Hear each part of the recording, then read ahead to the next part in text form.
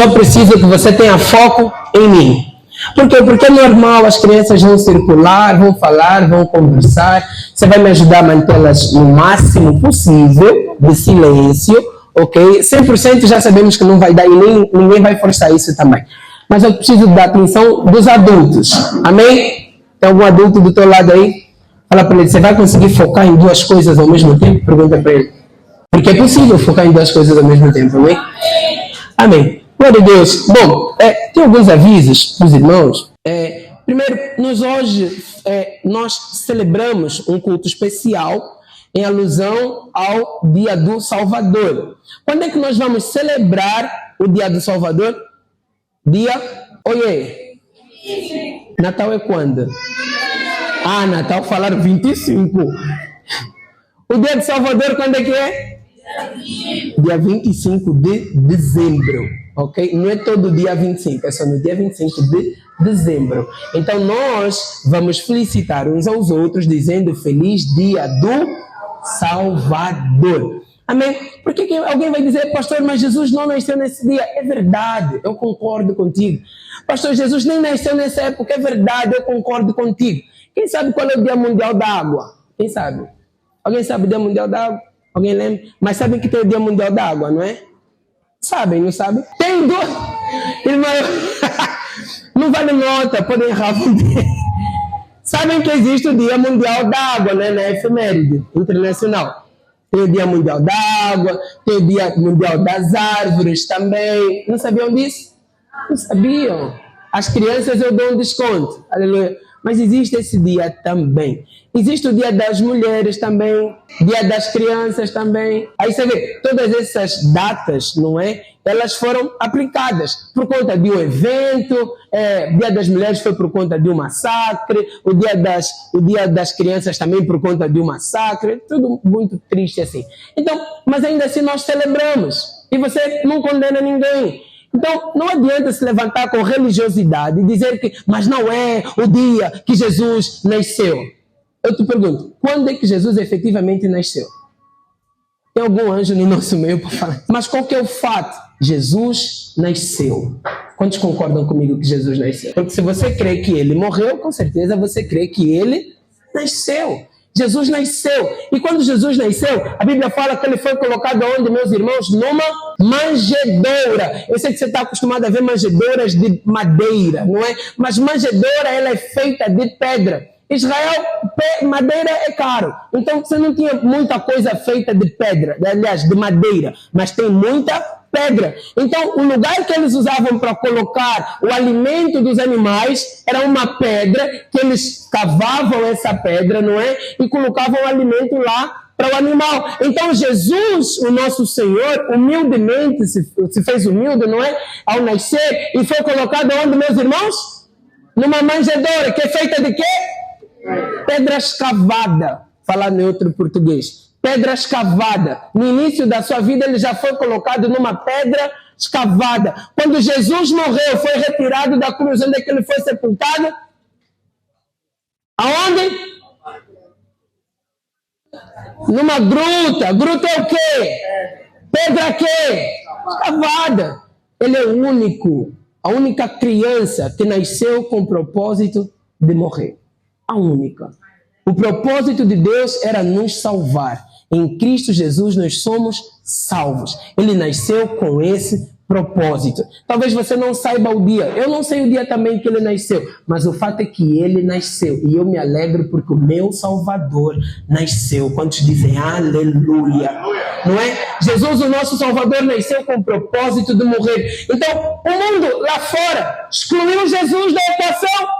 Natal para eles não é o quê? É o dia da família. Eu não tenho nenhum viés religioso. Natal para mim é o dia da família. Quem já ouviu isso também? Isso é uma estupidez, eu também já falei. Mas por que eu falo isso? Que é uma estupidez? Porque é retirar Jesus da equação. Você não pode retirar Jesus da equação.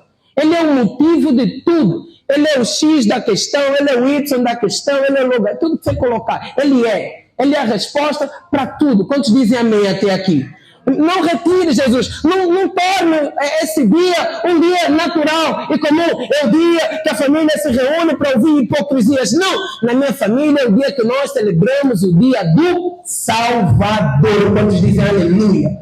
Amém? Então, por favor, é o que o mundo faz. Mas outra coisa que o mundo faz é colocar um personagem.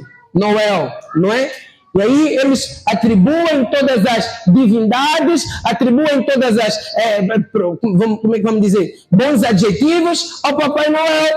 A criança comportou bem, vai receber um presente. Comportou mal, vai receber um pedaço de carvão. Já ouviram essa história, né? Alguém cresceu a ouvir isso também? Eu cresci com essa acusação do Satanás também, não é? Mas você não vai ensinar isso para o seu filho. Natal não é sobre presentes. Natal é a respeito do Senhor Jesus. Pastor, tem algum problema em dar presente? Faça o que você quiser, você é livre. Fala para quem está do lado, ser livre. Fala para ele, não viva preso à religião. Pastor, eu quero decorar a casa. Decore, pinte, faça o que quiser. Amém? Mas coloque Jesus no centro. E para quem tem filhos, não coloque nada que vai concorrer com Jesus na mente do seu filho. Então coloque a ênfase correta. O Natal é a respeito do Salvador. Então o mundo pode se esquecer, não é? O inferno pode querer apagar ele da história, mas a igreja sempre vai lembrar do seu Salvador. Quantos dizem amém? Então eu começo a palavra hoje desejando aos irmãos antecipadamente feliz dia do Salvador. Você pode aplaudir o Senhor Jesus? Vamos passar a Videira News mais tarde, se os irmãos conseguirem resolver. Mas quero antecipar que terça-feira agora nós vamos ter macrocélula. Ia ficar muito difícil fazer a célula numa casa ou outra por conta de dinâmicas familiares. Então nós decidimos, a equipa ministerial toda, que cada prédio vai fazer uma macrocélula. Então a nossa vai ser aqui no prédio da igreja, às 19 horas na terça-feira. Faça de tudo para estar aqui conosco, amém? Isso é uma bênção, vamos orar pela família, principalmente. A terça-feira vai ser reservada para um tempo de oração pela família, colocando Cristo no centro. Amém, meus irmãos? E na semana da virada, que é a semana, vocês sabem, dia 31 vai calhar que o dia da semana, meus irmãos? Isso, na quarta-feira, no terceiro dia útil, não é? E o que é que nós vamos fazer então, que nunca fizemos antes? Na segunda e na terça-feira da semana da virada, nós vamos ter culto na videira Talatona. Então vamos ter culto na segunda, na terça e na quarta-feira vamos ter o culto da virada às 22 horas, no seu caso, aqui na videira Quilamba. Quiser mais informação? Arrasta para cima. Amém? Então, vamos ter o culto aqui, estamos a preparar todas as condições para receber a ti e a tua família. Então, nós já estamos a preparar mais cadeiras para estar aqui nesse lugar. O domingo já está a ver a questão da iluminação diferenciada que nós vamos ter aqui também. E vamos fazer uma decoração diferente para o culto da virada. Alguém perguntou, pastor, depois do culto vai ter alguma coisa? Assim, eu estou aberto a negociações. Aleluia. Estou aberto a negociações. Os jovens quiserem organizar alguma coisa, me procurem e eu quero apoiar. Tenho sempre esse desejo de apoiar nas celebrações com os irmãos. Amém? Até aqui, livro de Lucas, capítulo 2, versículo 7. Lucas 2, 7, diz o seguinte: E ela deu à luz ao seu filho primogênito, enfaixou-o e o deitou numa manjedoura, porque não havia lugar para eles na hospedaria. Então você sabe, irmãos, nessa época do ano, lá, não é? No contexto de Jesus, estava a decorrer o censo. Os romanos estavam a fazer o censo. Maria e José, então, tiveram que viajar até a cidade natal, Belém. A palavra vai dizer também que isso foi para que se cumprisse aquilo que foi dito pelos profetas. E Jesus, então, nasceu em Belém. Se você não sabe, Belém significa a casa do pão. E não é à toa que Jesus é conhecido como pão do quê? Pão da vida, o pão que desceu do céu. Ele fala que ele é o verdadeiro maná. Então Jesus nasceu em Belém. Agora, você sabe, há uma história que foi marcada. A nossa história comum, não é? O nosso calendário romano, ele é marcado por um antes e depois de Cristo. Um antes e depois de Cristo. A própria palavra de Deus também é marcada por um antes e depois de Cristo. Embora não apareça assim escrito na palavra de Deus, não é? Mas algo aconteceu. E esse acontecimento tem nome, Jesus Cristo de Nazaré, não é? E esse Jesus, então, ele mudou o sistema. Como assim, pastor? Se você for abrir a palavra de Deus, você vai ver que você tinha, então, o Velho Testamento e o Novo Testamento. Que pode ser traduzido de outra maneira. A velha aliança e a nova aliança. Fala para quem está ao teu lado. Tem a velha aliança e tem a nova aliança. Amém? Tem a velha e a nova aliança. Entre a velha aliança e a nova aliança, algo aconteceu. Ou melhor, alguém aconteceu. Se é que eu posso falar desse modo. Alguém aconteceu. Quem aconteceu? Jesus aconteceu. Jesus nasceu. Um Salvador nos foi dado, não é? Isaías declarou isso 700 anos antes de Jesus Cristo, que nos teria dado alguém, não é? Da raiz de Jessé, que no caso é Cristo Jesus. Um filho se nos deu. Qual que é o seu nome? Fala comigo. Maravilhoso, Conselheiro, Deus forte, Pai da eternidade e Príncipe da paz. Quantos dizem aleluia? Você pode aplaudir o seu Jesus nessa manhã. Ao ler a velha aliança, ao ler o Velho Testamento, e eu te digo, irmãos, o Velho Testamento é palavra de Deus, só não é a verdade atual. Então, quando você for ler o Velho Testamento, leia procurando Jesus, porque é uma sequência de símbolos que apontam para Jesus. Quantos dizem amém? Quantos lembram da série de palavras a respeito de Hebreus que nós ensinamos por vários domingos aqui, não é? Comparamos Jesus a Abraão e dissemos que Jesus é superior a Abraão. Comparamos Jesus aos anjos e dissemos que ele é superior aos anjos. Comparamos Jesus a Melquisedeque e dissemos que ele é do sacerdócio de Melquisedeque. Quantos lembram dessa palavra aqui? Amém? Dessa série de palavras. Mas então, lá no Velho Testamento, tudo apontava para Cristo. Tudo apontava para Cristo. Você vê o tabernáculo de Moisés, não é? E tanto o templo de Salomão, haviam 3 portas. A porta do átrio, a porta do lugar santo e a porta do santo dos santos, não é? Essas portas tinham nome. Traduzindo literalmente seria caminho, verdade e vida. E Jesus diz o seguinte, ninguém vê o Pai a não ser por mim, porque eu sou o caminho, verdade e vida. Então o tabernáculo aponta para quem, meus irmãos? Para Jesus.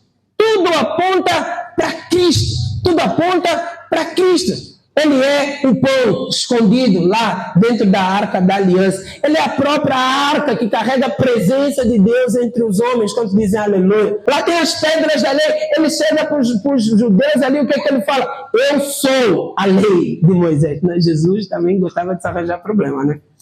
Amém. Mas olha só, antes era um conjunto de homens e reis, sacerdotes, profetas, buscando como agradar a Deus para merecerem a bênção do Senhor. Essa é a história da velha aliança.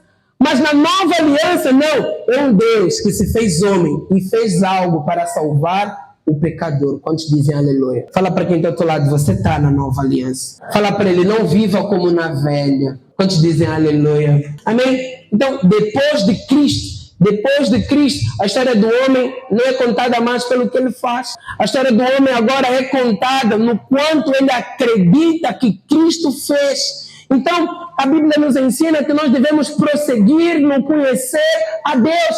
Há muitas faces de Deus que nós precisamos conhecer. E quanto mais nós conhecemos, mais nós nos deslumbramos, mais ficamos maravilhados com o nosso Senhor. E à medida que nós mais o conhecemos, mais descansamos. Então, o que você precisa de fato aprender na nova aliança? Não é como sacrificar. As pessoas constantemente ficam a perguntar-nos, pastor, o que você faz? Qual que é a tua rotina? Irmãos, eu acordo, faço higiene e vou trabalhar. Entendeu? Acho que todo mundo faz isso. Não, pastor, quantas horas por dia você ora? Pastor, quanto tempo você lê a palavra? Eu descanso no Senhor. Eu oro, eu leio, eu estudo muito mais do que necessariamente oro, não é? Mas tudo é necessário. A questão é, não existe um método, existe uma vida. Quantos me entendem até aqui? Prega isso para quem está do teu lado. Fala para ele, não há um método mais. Há uma vida. Amém? A lei era um conjunto de métodos Mas o cristianismo é uma vida, é a respeito de Cristo. É o quanto você descansa em Cristo. E a oração é uma forma de manifestar o seu descanso. O quanto mais você ora, o quanto mais você manifesta que confia em Deus e que depende de Deus. Amém? Fala assim comigo, eu preciso aprender a descansar e a confiar em oração. Amém? Então, há 3 momentos importantes acerca do nosso Salvador, acerca de Jesus Cristo. Primeiro momento é a respeito do seu nascimento. Vamos lembrar como é que foi? Livro de Lucas, capítulo 1, verso 27. Diz o seguinte: há uma virgem desposada com certo homem da casa de Davi, cujo nome era José. A virgem chamava-se Maria, verso 28, e entrando o anjo aonde ela estava, disse: alegra-te, muito favorecida. Alguma tradução pode dizer agraciada ou cheia de graça. O Senhor é contigo. Mas o anjo lhe disse: Maria, não temas, porque achaste graça diante de Deus. Perdão, eu não sei, versículo 30, amém? Diante de Deus. Mas o anjo lhe disse: Maria, não temas, porque achaste graça diante de Deus. Eis que conceberás e darás à luz um filho, a quem chamarás pelo nome de Jesus. Verso 32. Esse será grande e será chamado Filho do Altíssimo. Deus, o Senhor, lhe dará o trono de Davi, seu pai. Ele reinará para sempre sobre a casa de Jacó, e o seu reinado não terá fim. Então, algumas verdades que você nunca pode dar espaço para negociar, porque o mundo constantemente tenta abater essa verdade. Nunca negue o fato que Jesus nasceu. Não é um espírito que parou por essa terra, não. Ele se fez carne. A virgem concebeu. E essa é a loucura do universo. A virgem concebeu do Espírito Santo. Do Espírito Santo. Jesus entrou pela única porta que todo homem poderia entrar. Ele não driblou o sistema para que o diabo não fizesse acusação. Você, assim é fácil, não é? Você fez um corpo humano para ti e morreu. Não, os demônios fizeram isso. Que se interessaram pelas mulheres, as filhas dos homens, fizeram para esse corpo de homem habitaram na terra, diz a palavra. E por conta disso, Deus destruiu o mundo naquela altura com o dilúvio. Mas Jesus não. Jesus se fez homem. A virgem concebeu. Quando dizem amém. Fala para quem está ao teu lado. Isso é uma verdade inegociável. Fala para ele, a virgem concebeu. Amém? E Jesus nasceu.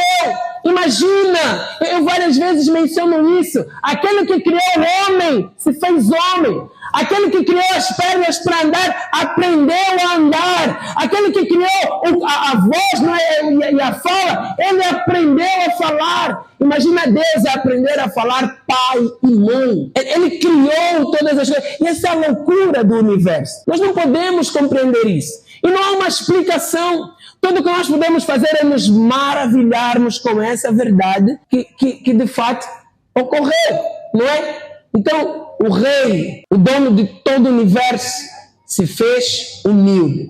A palavra fala que ele se fez servo dos homens. Amém? Então, nunca negue isso. O meu Salvador nasceu. Segunda coisa é que ele morreu. Jesus morreu. Falei aqui no começo para os irmãos. Jesus nasceu com o propósito de morrer. Morreu aos 33 anos e meio, não é?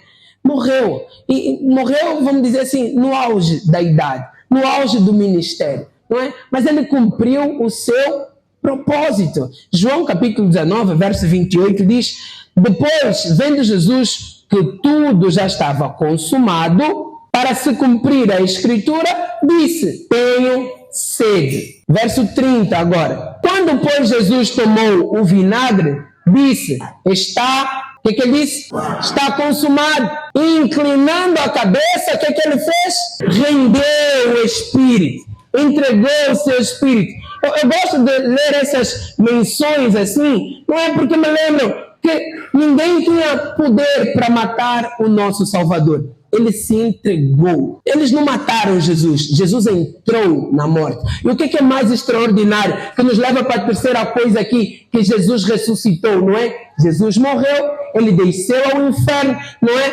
Há uma questão que Paulo faz: onde está a morte, a sua vitória? Cristo ressuscitou. Quantos dizem aleluia? Quantos dizem glória a Deus nessa manhã? Ele entrou na morte, ele levou o nosso pecado. Nele não havia pecado algum, diz a palavra, mas o Senhor Deus lhe fez pecado, porque os nossos pecados lhe foram a ele imputados. Ele no Getsemane disse: Senhor, seja feita a sua e não a minha vontade. Ele se fez pecado no nosso lugar e ele morreu. Ele rendeu o seu espírito. Eu falo comigo mesmo às vezes, né? Se Jesus quisesse, ele poderia ficar naquela cruz anos e anos e anos e anos e anos. E ele não teria morrido.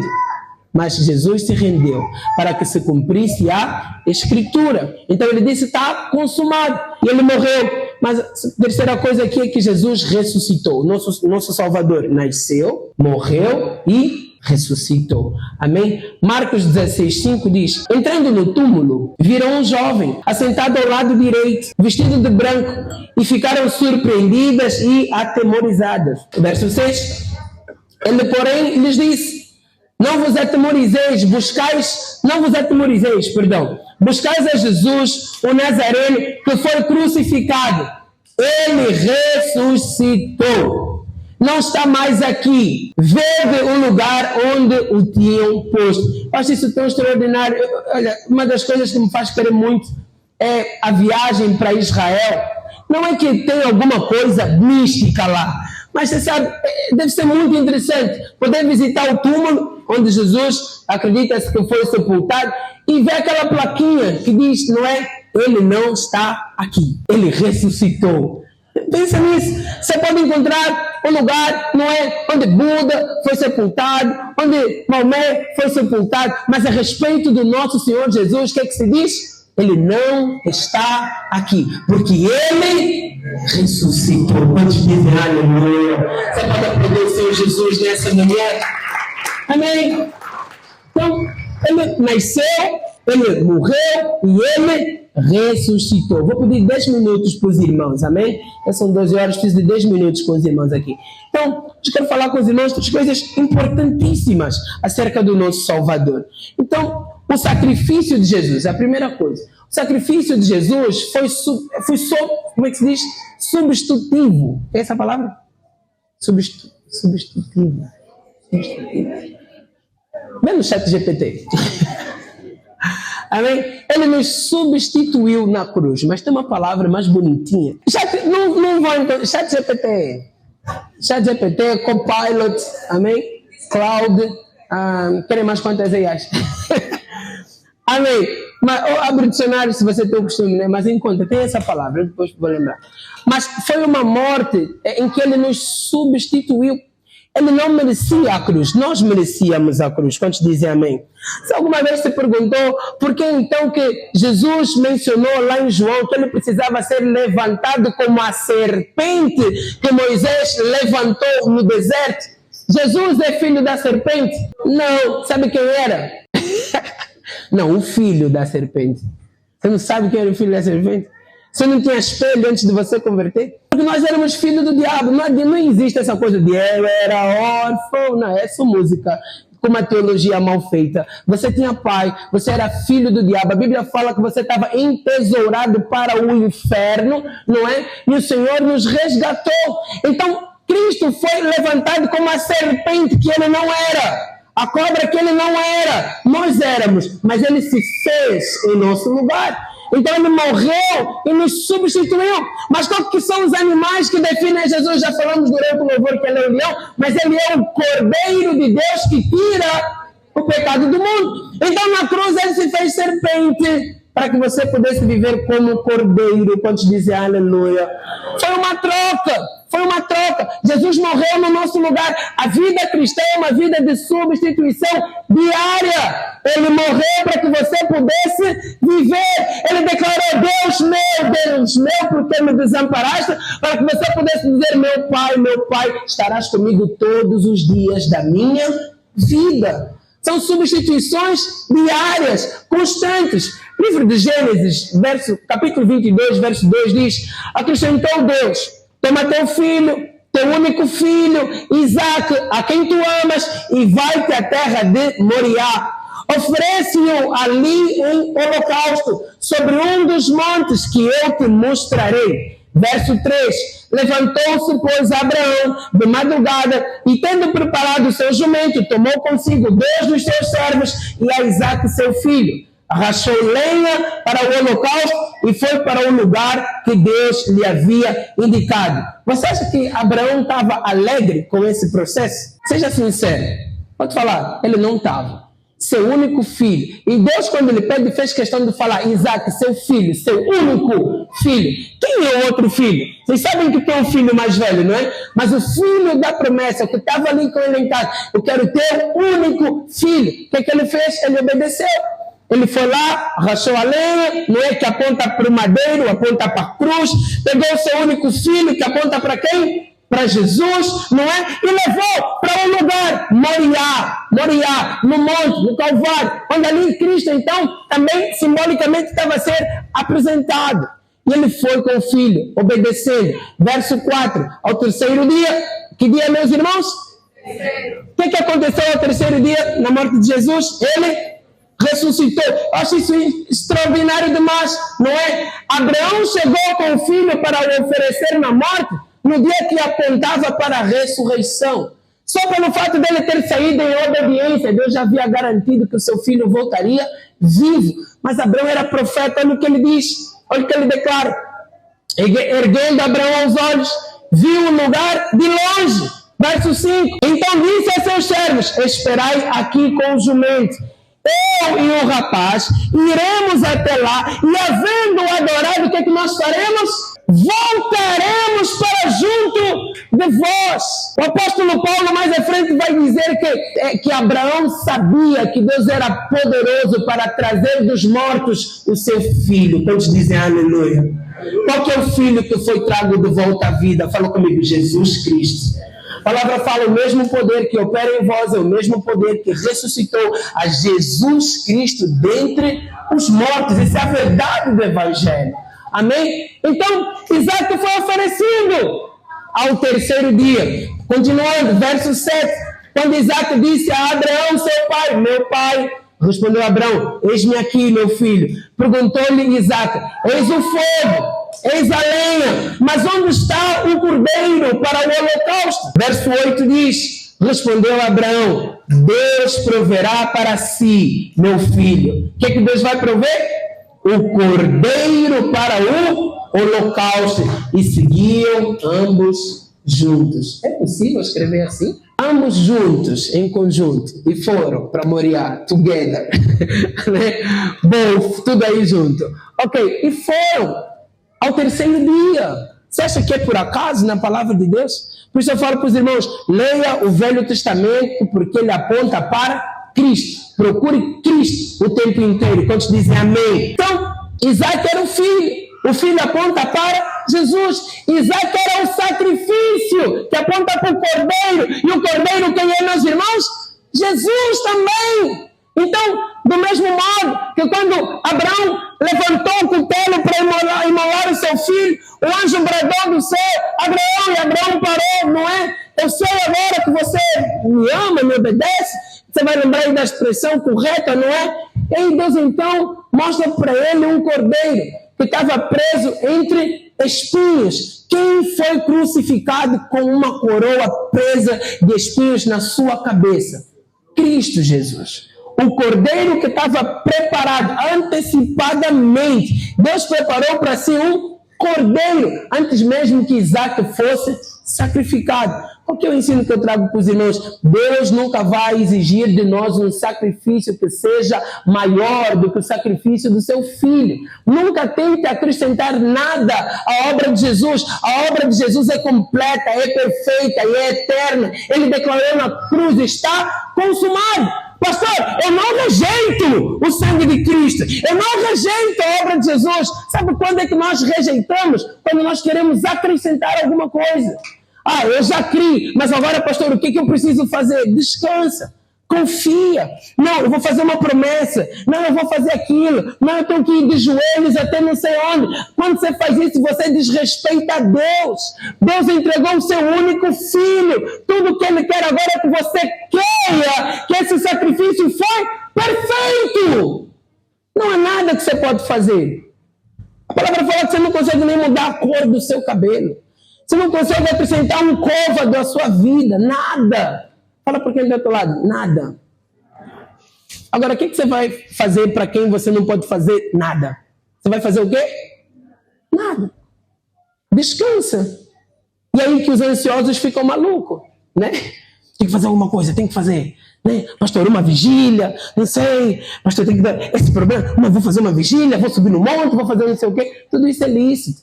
Faça em paz. Mas quero te falar, não há nada que você possa fazer para merecer mais amor da parte de Deus. Com amor eterno te amei e com benignidade te atraí, diz o Senhor.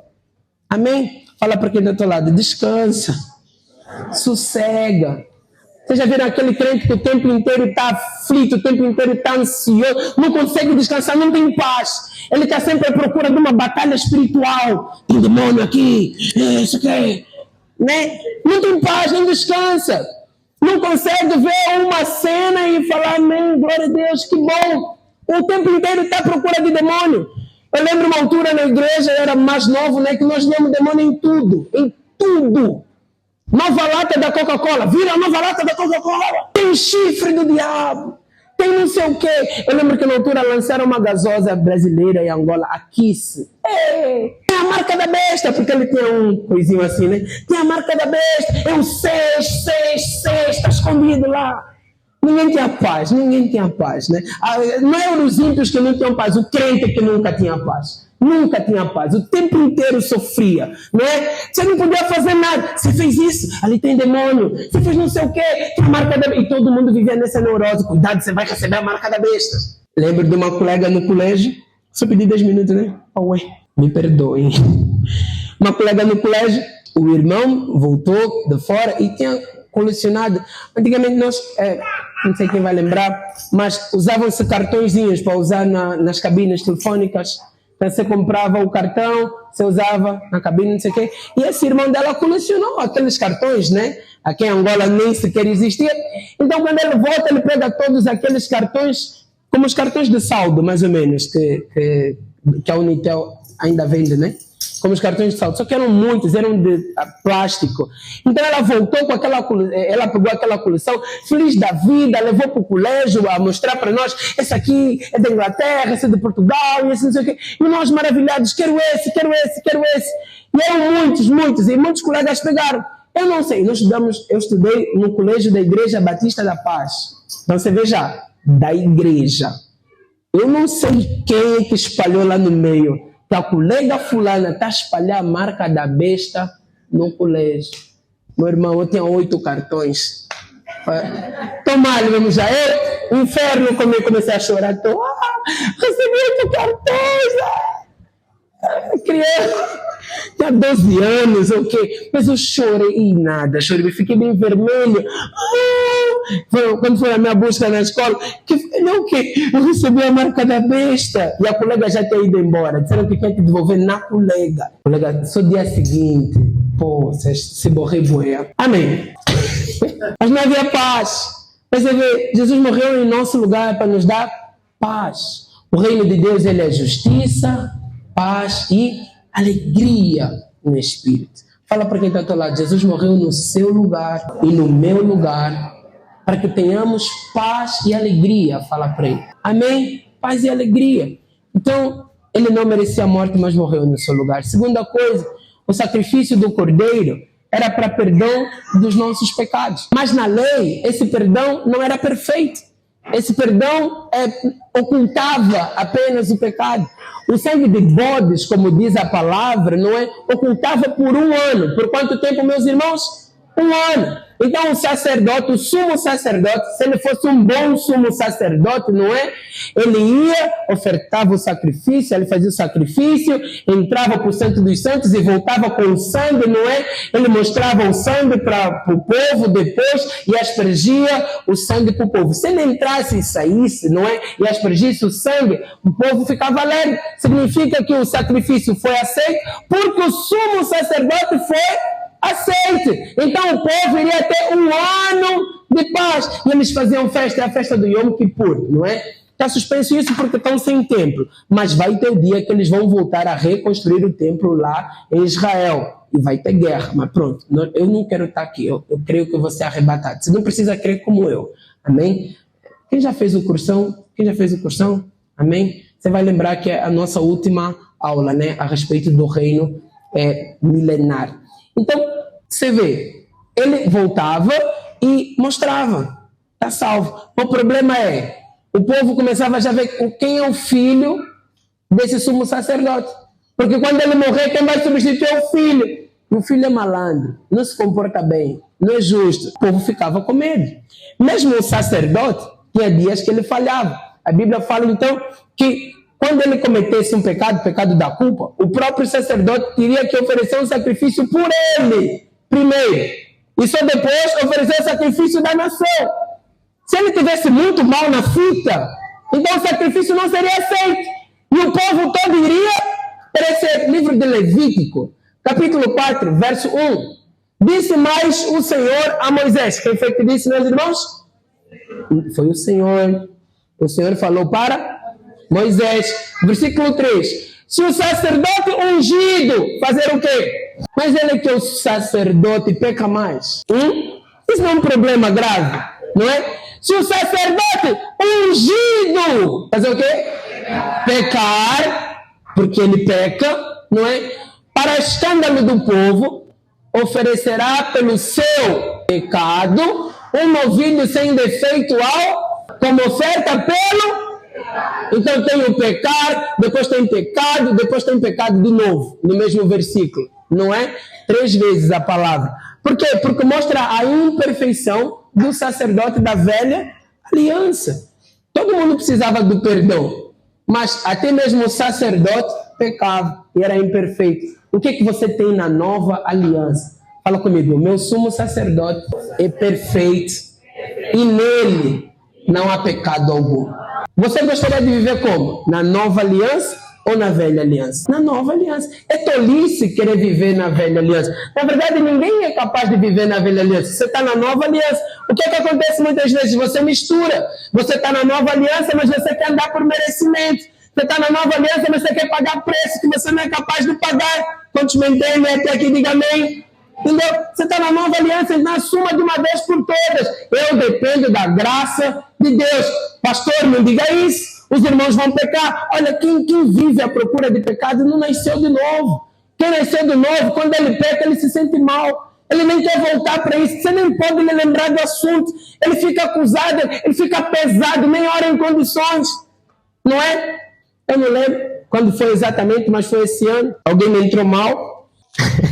Digamos que no trânsito eu manifesto um pouco. Vocês já notaram que quando eu vou falar de pecado, eu falo muito do trânsito, né? Oh, Jesus. Conduz bem à minha frente, já? Quando eu estou a louvar, até às vezes passa. Alguém me entrou mal, estava já a chegar mesmo no banco. A chegar mesmo. Me entraram mal. A mão é leve, buzinei já. Tenho razão, entrei. Faço a curva, o carro da frente fez a mesma curva. Faço a outra curva, fez a mesma curva. Entramos para o mesmo estacionamento. Bye. Ok, é um colega, tudo bem, é um colega. O colega entrou no estacionamento que é bem grande. Estacionou tipo a 3 carros. Desligou o carro, desliguei o meu. Fiquei um tempo, falei, não vou passar essa vergonha. Eu acho que ele me esperou. Eu tinha que abrir o balcão, tive que descer do carro. Quando eu vou passar atrás do carro dele, ele abre a porta. Pastor Hélio, chefe Batista, como está? Buzinaste já assim, não sei o quê. Já te bateste, acabei de te bater. Ele não podia só falar bom dia, Hélio. Eu já me senti mal. Se ele falasse bom dia, eu já me senti mal, muito mal. Eu já estava envergonhado. Quando ele fez a curva do estacionamento, eu já estava acusado já. Ele ainda abre a porta, pastor Hélio. Falei, chefe Batista, Escapei de bater, chefe Batista. Mas eu vejo, já tem muito problema nessa vida. Entendeu? Eu também preciso de um sacerdote que seja perfeito. Então, não dependa de mim, porque eu discuto no trânsito também. Por que eu falo isso para os irmãos? Para que você seja livre, para que você entenda que você não pode depender de ninguém. Não dependa da aprovação de outros, do pastor fulano, do líder fulano, do discipulador ciclano. Não, todos nós precisamos de salvação, de justificação, de perdão dos nossos pecados. Só há um que é perfeito, o nosso Salvador. Quantos dizem aleluia? E pior ainda, imagina se a sua salvação dependesse de você mesmo. Imagina, porque não é o que a palavra fala. Tem gente que pensa o seguinte: todos os dias eu tenho que aceitar Jesus, todos os dias eu tenho que confessar Jesus. E o dia que você não confessa o seu pecado, se Jesus voltar, você ficou. Quem já ouviu isso? Não tem como, não é? Não é assim que funciona. Porque você está dizendo que a obra de Jesus, então, não é completa, não é eterna. Fala para quem está do outro lado, o sangue de cordeiro, ela fala assim: o sangue de Jesus não se compara ao sangue de animais. Amém? O sangue dos animais ocultava por um ano, o povo fazia festa. E depois você vê o problema que eles arranjavam o ano todo, para depois chegar no próximo ano que não é se comportar bem. E viviam em paz. Quer dizer, mas você que está na graça não consegue desfrutar. Provavelmente você já ouviu gente a falar assim: eu já pensei assim no passado também. Não é? Eu quero ser como Davi, eu gostaria de ser como Davi, como Moisés, que viu a glória do Senhor a passar. Eu não, eu gosto da nova aliança. Eu vou te falar uma coisa, eles lá gostariam de estar vivendo o que nós estamos a viver aqui. Você pensa que você vai chegar na glória e vai chegar assim, ansioso para falar: Adão, como é que era receber a Deus todos os dias, na viração do dia? Não vai te perguntar: e como é que era viver com Deus todos os dias, 24 horas por 24, com Deus morando no seu coração? Alô? Tem alguém aí nessa manhã? É para isso que Jesus morreu, para colocar Deus em nosso coração. Acontecerá que aquele que ouvir as minhas palavras e as guardar, então eu e o Pai viremos e faremos nele morada. Quantos dizem aleluia? Você pode aplaudir o Senhor Jesus? Amém. Só para terminar aqui esse texto, Levíticos 4:27 diz: se qualquer pessoa do povo da terra pecar por ignorância, você nem sabia que é pecado, mas é pecado, por fazer alguma das coisas que o Senhor ordenou que se não fizessem, e se tornar culpada, verso 28, ou se o pecado em que ela caiu lhe for notificado, trará por sua oferta uma cabra sem defeito, pelo pecado que cometeu, e porá a mão sobre a cabeça da oferta pelo pecado, e a imolará no lugar do holocausto. Você reparou que tanto para o sacerdote como qualquer pessoa do povo, teria que ser um animal perfeito, sem defeito. Quem que é o Cordeiro de Deus? Perfeito, sem defeito. Cristo Jesus, amém? Então, saiba que você tem um sumo sacerdote perfeito. O nosso Salvador é perfeito. Fique em pé no seu lugar, por favor. Jesus é o sacrifício perfeito. E nunca negue o fato de que Ele ressuscitou. O seu Salvador ressuscitou. Lucas 24:1. Mas no primeiro dia da semana, domingo, alta madrugada, foram elas ao túmulo, levando os aromas que haviam preparado, e encontraram a pedra removida do sepulcro. Mas ao entrarem, não acharam o corpo do Senhor Jesus. Verso 4. Aconteceu que, perplexas a esse respeito, apareceram-lhes 2 varões com vestes resplandecentes. Estando elas possuídas de temor, baixando os olhos para o chão, eles lhes falaram: por que buscais entre os mortos ao que vive? Aleluia! Ele não está aqui, mas ressuscitou. Lembrai-vos de como vos preveniu, estando ainda na Galileia. O Senhor vive para sempre. Amém.